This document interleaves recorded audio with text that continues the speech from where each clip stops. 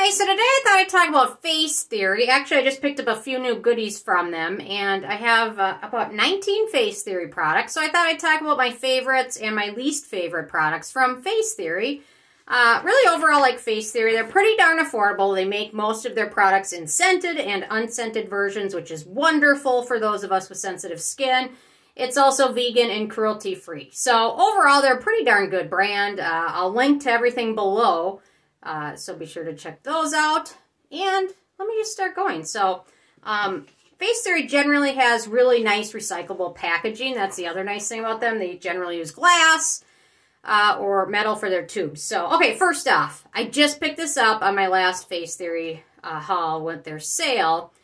And I've had about a week and a half to try it, 2 weeks. And I love it. This is the, what do they call it? The Chiromasque for your hands. Love it.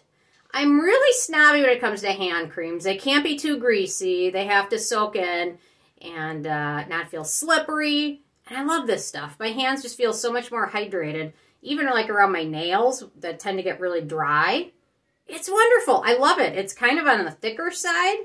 But overall, really wonderful. I love the Skin Fix hand cream, but this stuff might become my new favorite. So it's got a thicker texture. Once you smooth it into your skin, it doesn't look like you've got lotion on. Your hands don't look or feel greasy. And I just love how wonderful it is around my nails. So there we go. Love it! Okay, next up, this is a repurchase. They're a Lumizela A10 Serum. This is their Azelaic Acid product.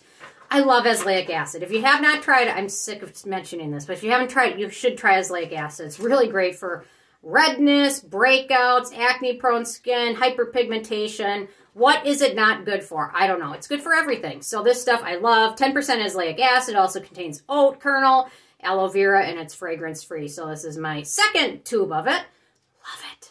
Highly recommend. If you have not tried it, try it. Seriously. You will thank me later. Or you'll forget. Or give someone else the credit. Anyway, whatever. Okay, next up.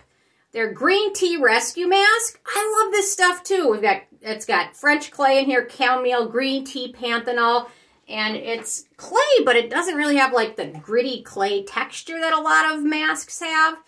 And it's just, it's hydrating, it's soothing. It kind of feels like a more affordable version of the Peter Thomas Roth Hungarian thermal water mask. I really love that. This is like the more affordable version, so fragrance-free. I think you can get it scented, I believe, too. So anyway, love this. Okay, this is another new thing I picked up. They're Replenamist. I love face mists, but for me to love it, it has to have a really fine mist, and this one does. I don't know if I can show it on camera, especially since, I don't know, all these camera apps I try, they still seem like they have some filter, and I can't figure it out. And even Cameraman can't figure it out, so if he can't figure out, whatever. You can't really see. But it's a really fine mist. Okay, so in this one, we've got sodium PCA, niacinamide, prickly pear, cactus, amino acids, fragrance-free. I will link to that one below. Okay, next up. So, this is their BHA Exfoliant Serum. It's got salicylic acid, green tea, centella, and it's fragrance-free as well. Enjoying this one. I probably not repurchase it, but I definitely will finish it. Really am enjoying it. But I wouldn't repurchase it just because I have a Paula's Choice BHA product I like just a touch bit more, but it's still a really good product. And if that Paula's Choice product went out of existence, this might, it's between this and the Geek and Gorgeous. I don't know. It's tough. So, okay, next up we've got their Resvera-F Antioxidant Serum. And it is right here in the little, I like their color coding system. Okay, so this one has resveratrol, ferulic acid, green tea, centella. It's fragrance-free. Really enjoy this one. If you're looking for something with resveratrol in it, I mean, The Ordinary also has something too, but this one's a little bit more fun to use. It just soaks in a little bit better. Okay, next up, they've got several moisturizers. This is their Aventhra Moisturizer. It contains shea butter, oat, rice bran oil. It's meant for geared towards drier skin types, and it's really nice, and it's fragrance-free. I think they also have a fragrance version as well, so if you're into scent, that might be worth checking out, but for fragrance-free, so this one's pretty nice. And by the way, if there's any of these products you want me to review specifically, let me know, and I can certainly do that. Okay, next up we've got, I had been, probably about a year or so, I'd really been searching for a night cream, or just a product, to be honest, that contained melatonin, because it's a good antioxidant for your skin. People also take it as a supplement. It's supposed to help you sleep, but then again, if you apply it topically, it's not going to do much for your sleep.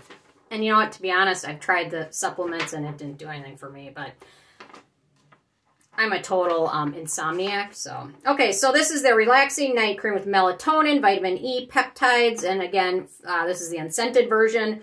Really nice ingredient list, really nice night cream. It isn't, I would say it's pretty darn hydrating. What do they say? It's geared towards all skin types. Kind of soaks in as you sleep, and it's not super like greasy again or anything, so I really do like that cream as well. I'm not crazy about the jar packaging, but anyway.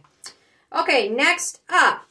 So for brightening your skin, which I always have issues with, I'll do a updated video about brightening products, but the Mandelibright Serum is really nice. 10% Mandelic Acid, Niacinamide, Chamomile, fragrance-free as well. So this one's really nice. The Ordinary also has a nice Mandelic Acid serum as well. So if this one's a little pricey, check out the one from The Ordinary, but this one's still pretty darn nice.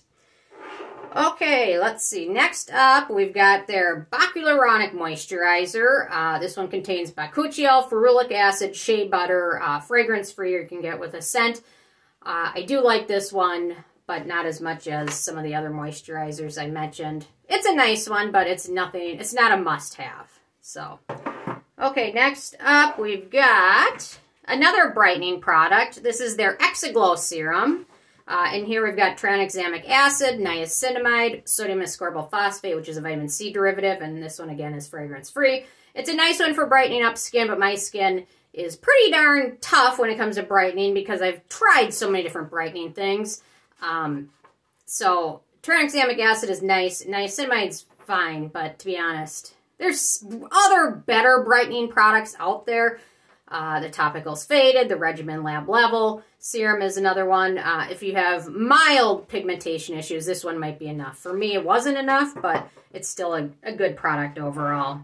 Okay, next up we've got their Pore Bright Serum. I have the N20. Personally, I recommend you get the N10 if you're looking at getting this. Just because niacinamide is showing up in everything, we don't need 20% niacinamide serum. So we just don't. It's showing up in so many other products. So anyway, so we've got niacinamide, azelaic acid, hyaluronic acid, fragrance-free. Again, I personally would get their N10 if you're looking for a specific niacinamide serum. Okay, on to my least favorites. And none of these are specifically bad. I just don't love them as much as I liked like their green tea mask or their mist or their hand mask. So the Eloquate Serum, this one's kind of focuses on like natural moisturizing factors. We've got niacinamide in here, zinc, sodium PCA, calcium PCA. It's fragrance-free. For very dehydrated skin, it can help in your routine, but overall, if you need some natural moisturizing factors, it's nice, but anyway. Okay, this one I've used a few times, not a whole ton, and that is because I just don't really appreciate the packaging of it. It's gigantic. I mean, you're like dumping out of a bottle. So I don't really love that. So this is their glycosyl solution. It's actually a nice formula, but the packaging is just messy. So we've got lactic acid, glycolic acid, salicylic acid. It's fragrance-free. And my friend took my last bottle, which I'd only tested a couple times, so then I had to pick up a second one. So anyway, I have a lot of friends that steal a lot of things. Or maybe they didn't steal it and I'll find it tomorrow. Anyway, okay.